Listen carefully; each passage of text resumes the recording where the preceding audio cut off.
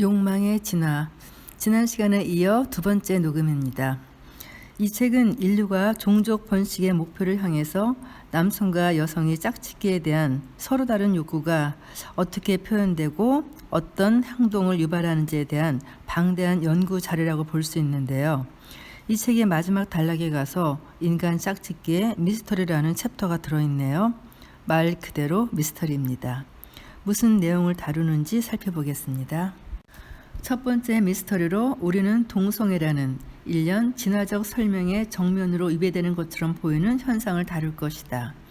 자연 선택에 의한 진화는 번식을 잘할 수 있게끔 치밀하게 우리 몸에 설계해 놓고선 왜 몇몇 사람들의 마음에는 번식이라는 목적에 상반되는 것처럼 보이는 욕망을 장착했을까?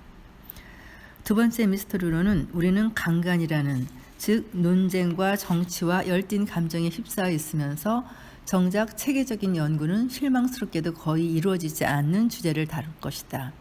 먼저 동성애를 살펴보죠. 유성 생식을 하는 종이 성공적으로 번식하기 위해선 반드시 암수가 만나 짝짓기를 해야 한다. 번식의 성공 가능성을 떨어뜨리는 성적 지향은 진화 과정에서 가차없이 제거될 것이다. 그럼에도 레즈비언 여성이나 동성애 남성처럼 성적 지향이 1차적으로 오직 동성으로만 향하는 사람들은 적은 빈도로나마 계속 존재한다는 사실은 진정 풀기 힘든 진화적 문제이다. 이 문제가 왜 풀기 어려운지는 다음 두 가지 알려진 사실로부터 확인할 수 있다. 첫째, 수많은 쌍생아 연구들로부터 성적 지향은 어느 정도 유전 가능하다는 것, 곧 부분적으로나마 유전적 토대에 기반하고 있음이 밝혀졌다. 둘째, 소수의 연구들에 의하여 동성애 남성은 이성의 남성에 비해 매우 낮은 번식률을 보인다는 사실이 의심할 여지 없이 확인되었다. 어떻게 부분적으로나마 유전 가능한 성적 지향이 지속적으로 그것을 추출해내는 선택 앞에도 불구하고 개체군 내에 지속될 수 있는 것일까? 동성애를 설명하는 초기 진화 이론 가운데 혈연 이타성 이론이라는 게 있는데요. 이 이론에 따르면 동성애자들이 비록 직접적인 번식률은 낮지만, 아니 거의 없다고 볼 수 있죠. 그들의 조카 같은 유전적 혈연들에 많은 투자를 함으로써 포괄 적응도를 높이기 때문에 동성애 지향을 만드는 유전자는 자연 선택에 의해 계속 유지될 수 있다는 이론이에요. 즉 당신이 동성애자라면 이성과의 짝짓기는 아예 포기하고 대신 당신이 가진 자원을 번식력 있는 당신 혈연에게 투자하는 게 어떨까 하는 그런 이론이죠. 하지만 어떤 연구자들도 동성애의 혈연 이타성 이론이 제시하는 핵심 예측을 뒷받침하는 증거를 찾지 못했답니다. 이 문제를 풀기 위해 최근에 몇 가지 이론들이 제안되었는데요. 우선 진화 심리학자 프랭크 무스카넬라는 동성애적 지향보다는 동성욕적 행동, 즉 생식기를 접촉시켜 쾌감을 얻는 동성 간의 성적 행동에 초점을 맞춰야 한다고 주장했습니다.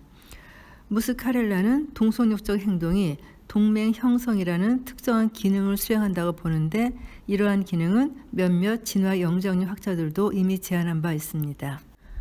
동맹 형성 이론에 따르면 동성욕적 행동은 동성 간의 동맹을 공고히 하기 위해서 진화했다. 동성 간의 동맹이 진화 역사상 청축 남성들에게 특히 중요했다는 것은 이미 알고 있는 사실이다. 지위가 높은 남성과 동맹을 형성함으로써 막 어른이 된 젊은 남성들은 자원을 얻고 적대적인 남성들로부터 자신을 지키고 계층 서열에서 위로 올라서고 궁극적으로 여성들과 성관계를 가질 수 있었다. 이 이론에 따르면 동성과 성적 행동을 한 사람은 동맹 관계를 통해 이득을 얻을 수 있었고, 따라서 동성욕적 성향도 진화했다. 그러나 왜 동성 간 섹스라는 비용을 지불할 필요 없이 동맹만을 깔끔히 맺는 행동은 진화하지 않았을까? 또 다른 새로운 이론은 경제학자 에드워드 밀러가 제안한 좋은 남자 이론이다. 지금까지 살펴본 이론들이 주장하는 바와 달리 그는 먼저 동성애도 동성욕적 행동도 그 자체로는 적응이 아니라고 선을 긋는다. 동성애는 다른 기능, 즉 공감이나 감수성, 자상함, 친절함 같은 여성적인 자질을 발현하는 기능을 수행하게끔 설계된 유전자로 인해 비교적 드물게 존재하는 부산물이다. 밀러에 따르면 이런 좋은 남자 자질을 지닌 남성은 좀 더 마초적인 자질을 가진 남성보다 더 좋은 부모가 되고 자원을 더 많이 공급해주기 때문에 여성에게 매우 매력적으로 평가된다. 대다수의 남성은 적절한 수의 유전자들, 즉 여성에게 매력적으로 여겨질 만큼의 남성성과 여성성이 알맞게 조화된 상태를 이룰 정도의 유전자를 가질 것이다. 그러나 극소수의 몇몇 남성들은 이 유전적 제비뽑기에서 재수없게 여성적인 자질을 너무 많이 뽑는 바람에 두뇌가 동성애 지향으로 발달하게 된다. 그리고 이런 여성적인 자질을 만드는 유전자들은 대부분의 경우에 이성애자 남성의 몸 안에서 번식을 증대시키는 기능을 함으로 자연 선택이 된다. 즉 평균적으로 볼 때 여성들은 그러한 유전자를 정상적으로 지닌 남성을 매력적이라 여기기 때문에 이들 유전자는 선택이 되는 것이다. 요약하면 동성애 지향은 여성들에 의해 일반적으로 선호된 좋은 남자 유전자로 인해 이따금 생겨나는 부산물이다. 그러나 이 이론도 개념적으로 동성애 지향이 끼치는 번식적 손실을 감안하면 왜 자연 선택은 좋은 남자 자질이 이성애와 공존하게끔 만들어주는 변경 유전자를 택하지 않았을까? 게다가 이 이론은 동성 지향을 설명하는 다른 많은 이론들과 마찬가지로 레즈비언 여성에 대해서는 설명하지 못한다. 여기에 올해 가장 논쟁을 불러일으킨 한 이론이 있다. 이 이론은 동성애 지향을 낳는 일반적인 유전적 토대는 아마 없을 것이며 동성애 지향이 성적 혹은 비성적 수단을 통해 전파되는 전염성 질병의 매개체로 인해 발생하는 부작용일 것이라고 제안한다. 이 이론은 동성애 지향이 유전적으로 전달되기보다는 환경적으로 전달된다고 주장한다. 하지만 이 이론은 아직 실험적으로 검증되지 않았으며 그 이론에 따른 상세한 예측도 아직 제시되지 않았다. 앞으로 10여 년간 동성애의 본질과 기원 그리고 그 결과에 대해 더욱더 큰 과학적 관심이 기울여질 것이다. 동성애의 진화적 미스터리를 해결하려면 마이클 베일리, 프랑크 무스카렐라, 제임스 뎁스 같은 이론가들이 말했듯이 동성애는 단일한 현상이 아니라는 중요한 명제를 잊어서는 안 된다. 예컨대 여성 동성애와 남성 동성애는 본질적으로 매우 다르며 그 발달 경로도 다르다. 남성의 성적 지향은 발달 초기에 나타나서 이미 상당 부분 고정되지만 여성의 성적 지향은 일생을 통해 남성보다 훨씬 더 유연한 것처럼 보인다. 또 다른 차이점은 여성은 좀 더 쉽게 성적 지향을 바꿀 수 있다는 것 같다는, 즉 성행동이 남성보다 더 탄력적인 것 같다는 사실이다. 동성애 지향과 동성 간의 성행동을 설명하고자 하는 최근의 이론적 실험적 관심에도 불구하고 동성애의 기원은 여전히 과학적 미스터리로 남아있다.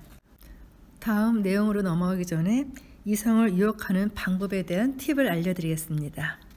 여자에게 깊은 인상을 주는 방법, 여자를 칭찬한다, 껴안아준다, 키스한다, 여자를 사랑한다, 어루만진다, 여자에게 어리광을 부린다, 편안하게 해준다, 보호해준다, 포옹한다, 손을 잡는다, 여자를 위해 돈을 쓴다, 여자에게 포도주와 식사를 제공한다, 선물을 사준다, 여자에게 귀 기울여준다, 여자를 챙겨준다, 곁에 있어준다, 세상이 끝나는 날까지 여자와 함께한다.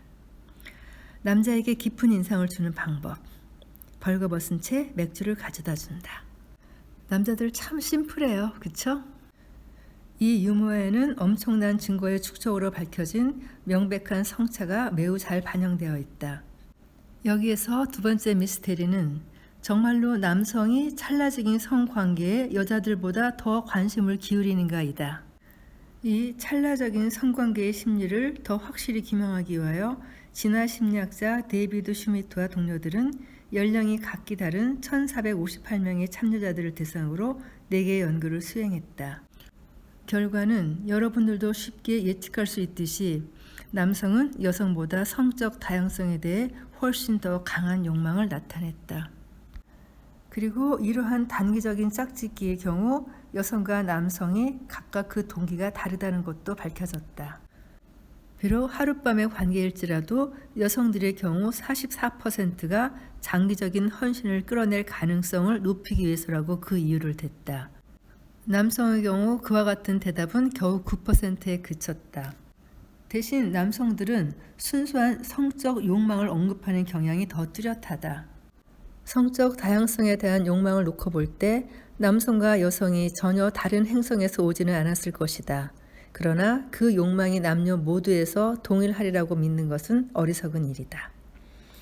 그 다음 문제는요. 남녀 사이에 그냥 친구란 있을 수 없는 것일까 하는 물음입니다. 영화 해리가 셀리를 만났을 때에서 이 주제를 잘 다루고 있죠.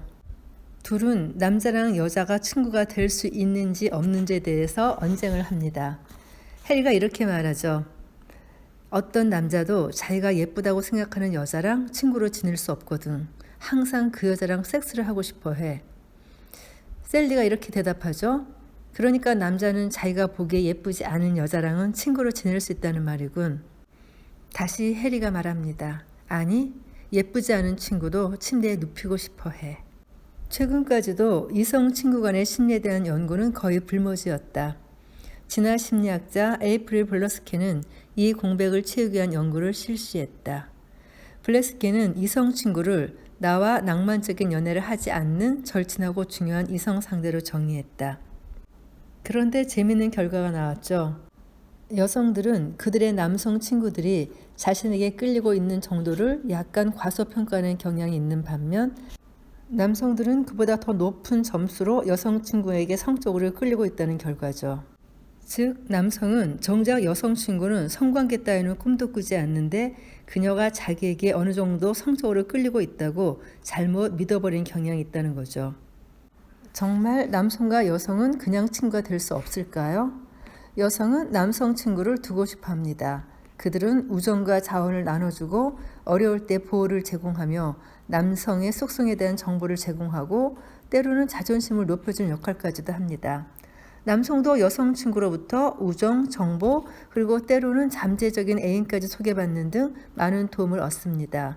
하지만 많은 남성들이 그리고 고작 일부 여성들이 이성 친구에 대한 성적 욕망을 품습니다. 그리고 때때로 이 욕망은 결실을 맺기도 하죠. 이어지는 다음 이야기는 배우자 뺏어오기? 그게 더 맞을 것 같아요. 책에는 배우자 밀렵이라는 유령인데요. 좀 느낌이 와닿지가 않네요.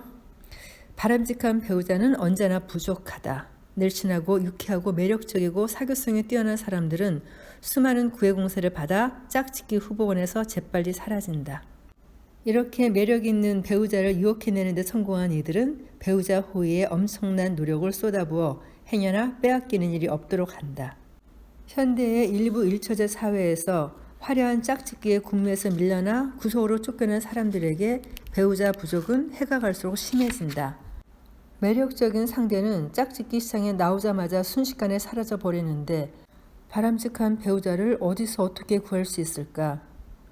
이 난국을 타개할 수 있는 그다지 아름답지 못한 해결책의 하나가 배우자 밀렵이다. 이미 다른 누군가와 깊은 관계를 맺고 있는 사람을 깨어내는 이 배우자 밀렵은 오랜 역사를 갖고 있다. 사람들은 원래 짝짓기를 하는 이유와 대부분 같은 이유들로 인해서 남의 배우자를 밀렵한다. 즉 감정적 친밀함을 얻기 위해서, 열정적인 섹스를 맛보기 위해서, 보호를 얻기 위해서, 자원을 얻기 위해서, 사회적 지위를 높이기 위해서, 사랑에 빠지기 위해서, 혹은 자식을 낳기 위해서 등등의 이유는 둘 다에서 마찬가지다. 그러나 배우자 밀렵꾼들은 배우자 밀렵에서만 독특하게 나타나는 이득 두 가지를 인지한다. 첫 번째는 경쟁자의 배우자를 밀렵함으로써 경쟁자에게 복수를 한다는 것이다. 진화된 동기의 하나인 복수심은 과거 적응적인 기능을 수행했기 때문에 진화했을 것이다. 두 번째는 이미 검증된 배우자에게 접근할 수 있다는 것이다. 배우자 밀렵의 대상은 다른 사람의 판단 기준을 이미 통과했기 때문에 여러모로 믿을만하다. 슈미트와 나는 배우자를 유혹하는 데 쓰이는 전술도 대부분이 다른 사람의 배우자를 밀렵하는 데에도 유용하게 쓰인다는 것을 발견했다. 이를테면 외모를 향상시키기, 자원을 과시하기, 친절하게 대하기, 유머 감각을 드러내기, 상대에게 공감해주기 등의 전술이 유용했다. 그러나 다른 사람의 배우자를 꼬드기는데 특별하게 맞추어진 전술도 있음이 확인되었다. 첫 번째는 시간적 침입으로써 빼앗을 대상의 현재 애인보다 대상의 주위에 더 자주 머무르기 위해 일정을 바꾸기, 현재 애인이 근무 중이거나 출장 중일 때 불쑥 찾아가기 등이 있다.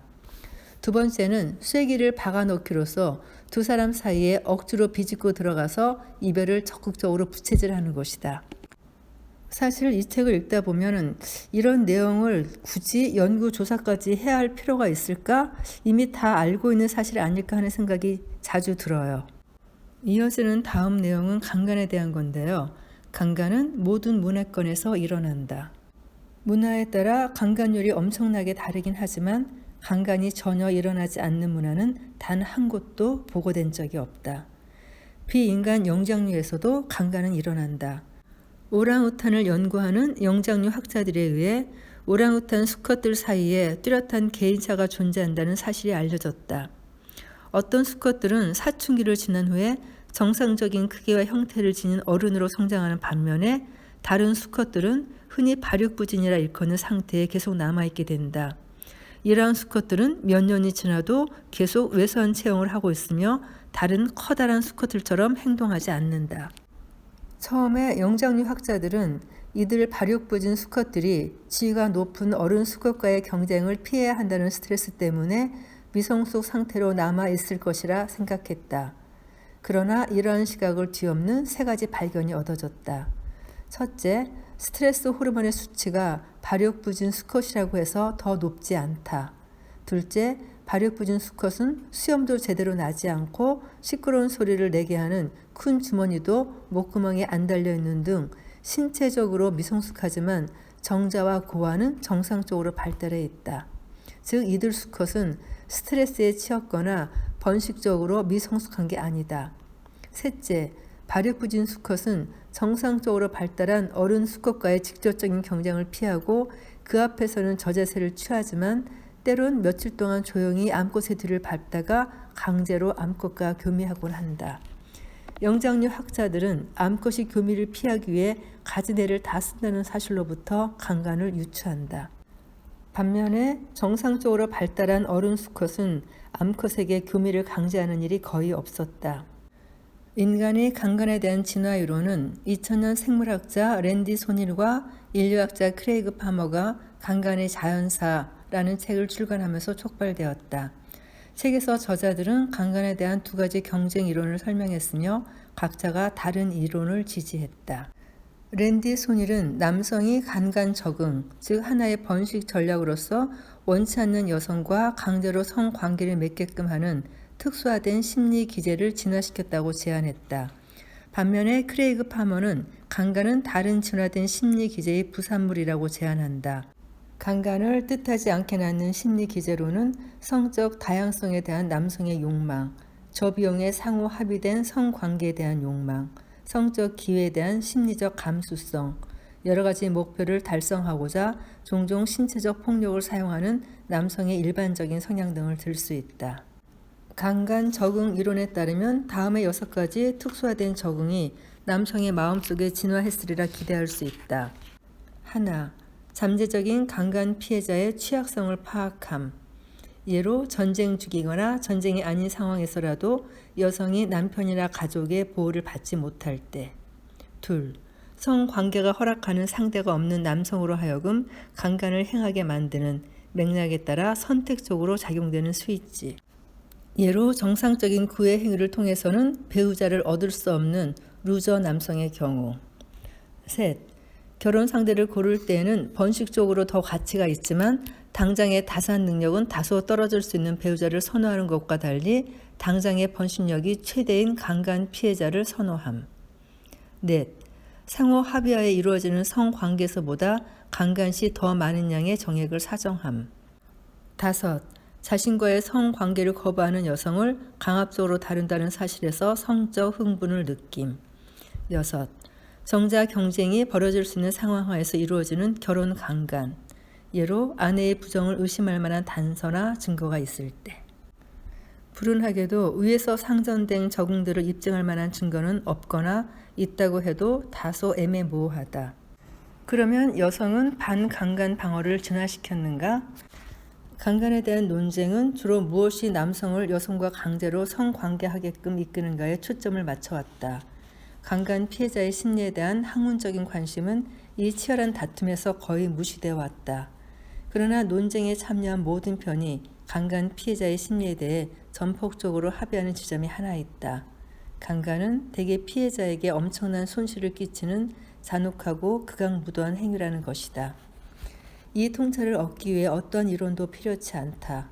그렇지만 왜 강간이 엄청난 정신적 충격을 주는 경험인지를 살펴보는 것은 중요하다. 여성이 강간당하지 않기 위한 적응을 진화시켰을 가능성에 대한 첫 번째 실마리는 여성의 월경 주기에 걸쳐서 강간 사건이 일어나는 빈도를 조사한 두 연구에서 얻어진다. 하나는 785명의 강간 피해자를 조사한 연구에서 월경 주기의 중반기에 강간당한 여성이 상대적으로 적다는 결과가 나왔다. 또 다른 연구는 배란 중인 여성이 성폭력의 피해자가 되는 비율이 낮다는 것을 발견했다. 사실 여성들은 상호 합의된 성관계에 대해서는 월경 주기 중기의 성적 감수성이 정점에 다다른다. 요약하면 배란 중인 여성은 강간당할 위험이 높은 행동을 피하는 것처럼 보이며 이는 특수화된 위험 회피가 반강간 적응으로 진화했을 가능성을 시사한다. 또 많은 여성들이 자신에게 해가 될 수 있는 상황을 피하기 위해 위험 회피 전략을 일상적으로 사용한다. 도시 여성을 조사한 한 연구에서 여성의 41%가 밤에 길거리를 나가지 않기, 71%가 공격받았을 때 즉시 달아날 수 있는 운동화를 착용하기, 27%가 때때로 문 밖에 누가 찾아와도 대꾸를 하지 않는다고 답했다. 또 살펴볼 반강간 적응의 후보는 세라 메스니카 마고 윌슨이 제안한 보디가드 가설이다. 이 가설에 따르면 여성이 남성과 이성애적 결합을 하는 부분적인 이유는 다른 남성들로부터 성폭행을 당할 위험을 줄이기 위해서다. 반강간 적응으로 제안된 다음 후보는 특수화된 심리적 고통이며 이 가설은 손힐과 파머의 책에서 분명하게 표명되었다. 이 가설에 따르면 강간당한 여성이 겪는 심리적인 외상이 앞으로 유사한 일을 또다시 당하지 않게끔 피하게 해주는 동기를 부여한다. 이상 살펴본 이론적 실험적 논자들과 관계없이 한 가지는 분명하다. 강간에 대한 여성의 방어를 상세하게 뒷받침하는 양질의 증거는 아직 없다는 것이다. 자연 선택에 의한 진화는 복잡하고 정교하며 때로는 불가사의한 짝짓기 기제를 조각해냈다.